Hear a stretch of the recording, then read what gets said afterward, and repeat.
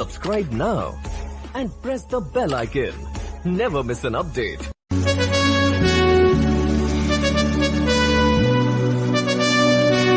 Page 1 1055 CH04 Jaishankar Prasad का जन्म सन 1889 में वाराणसी में हुआ।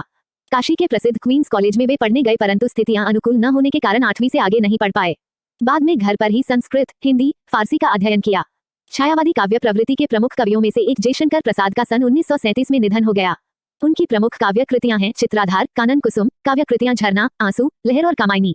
आधुनिक हिंदी की श्रेष्ठतम काव्य कृति मानी जाने वाली कामायनी पर उन्हें मंगला प्रसाद पारितोषिक दिया गया।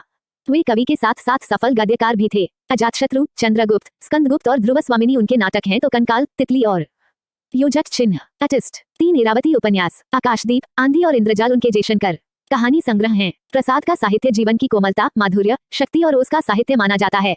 छायावादी कविता की अतिशय काल्पनिकता, सौंदर्य का सूक्ष्म चित्रण, प्रकृति प्रेम, देश प्रेम और शैली की लाक्षणिकता उनकी कविता की प्रमुख विशेषताएं हैं। इतिहास और दर्शन में उनकी गहरी रुचि थी, जो उनके साहित्य में स्पष्ट दिखाई देती है। प्रसाद रैशनलाइज्ड 2023-24 पेज 2 18 की प्रेमचंद के संपादन में हंस पत्रिका का एक आत्मकथा विशेषांक निकलना तय हुआ था। प्रसाद जी के मित्रों ने आग्रह किया कि वे भी आत्मकथा लिखें। प्रसाद जी इससे सहमत न थे। इसी असहमति के तर्क से पैदा हुई कविता है आत्मकथ्य। ये कविता पहली बार 1932 में हंस के आत्मकथा विशेषांक में प्रकाशित हुई थी। छायावादी शैली में लिखी गई इस कविता में जयशंकर प्रसाद ने जीवन के यथार्थ एवं अभाव पक्ष की मार्मिक अभिव्यक्ति की है। छायावादी सूक्ष्मता के अनुरूप ही अपने मनोभावों को अभिव्यक्त करने के लिए जयशंकर प्रसाद ने ललित, सुंदर एवं नवीन शब्दों और बिंबों का प्रयोग किया है।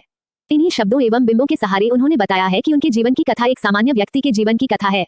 इसमें ऐसा कुछ भी नहीं है जिसे महान और रोचक मानकर लोग वाह वाह करेंगे। कुल मिलाकर इस कविता में एक तरफ कवि द्वारा यथार्थ की स्वीकृति है, तो दूसरी तरफ एक महान कवि की विनम्रता भी। NCERT not to be republish rationalised 2023-24 page 3 पर आत्मकथ्य मधुप गुनगुना कर कह जाता कौन कहानी यह अपनी, मुरझाकर गिर रही पत्तियां देखो कितनी आज घनी। इस गंभीर अनंत नीलिमा में असंख्य जीवन इतिहास ये लोग करते ही रहते हैं अपना व्यंग्य मलिन उपहास, तब भी कहते हो कह डालूं दुर्बलता अपनी बीती। तुम सुनकर सुख पाओगे, देखोगे ये गागर रीति, किंतु कहीं ऐसा ना हो कि तुम ही खाली करने वाले अपने को समझो, मेरा रस ले अपनी भरने वाले।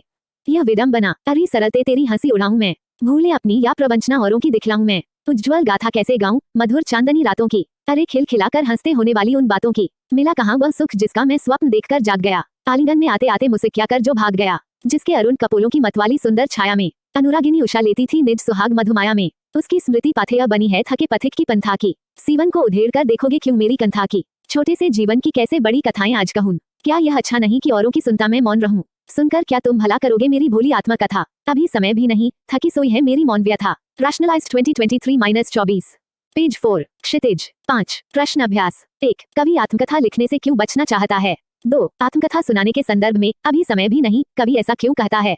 3 स्मृति को पाथेय बनाने से कवि का क्या आशय है।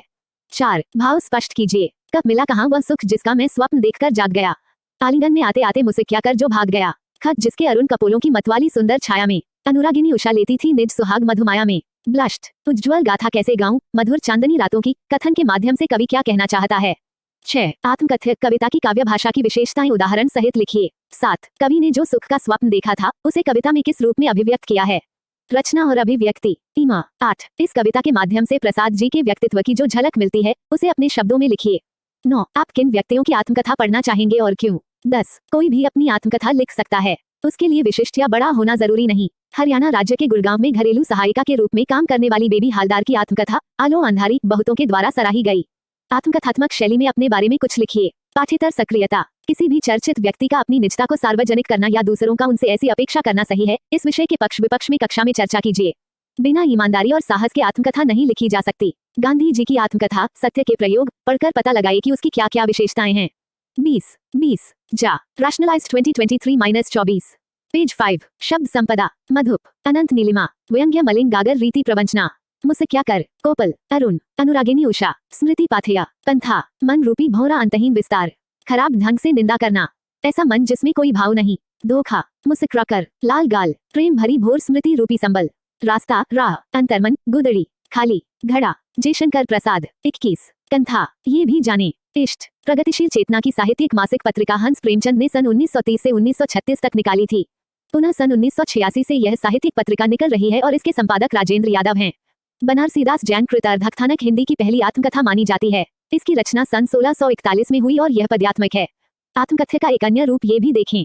3. मैं वो खंडहर का भाग लिए फिरता हूँ। मैं रोया, इसको तुम कहते हो गाना। मैं फूट पड़ा, तुम कहते छंद बनाना। क्यों कवि कहकर संसार मुझे अपनाए। मैं दुनिया का हूँ एक नया दीवाना। मैं दीवानों का वेश लिए फिरता हूँ। मैं मादकता निशेष लिए फिरता हूँ, जिसको सुनकर जग झूम झुके लहराए। मैं मस्ती का संदेश लिए फिरता हूँ। नोट: कवि बच्चन की आत्मा परिचय कविता का अंश। रैशनलाइज्ड 2023-24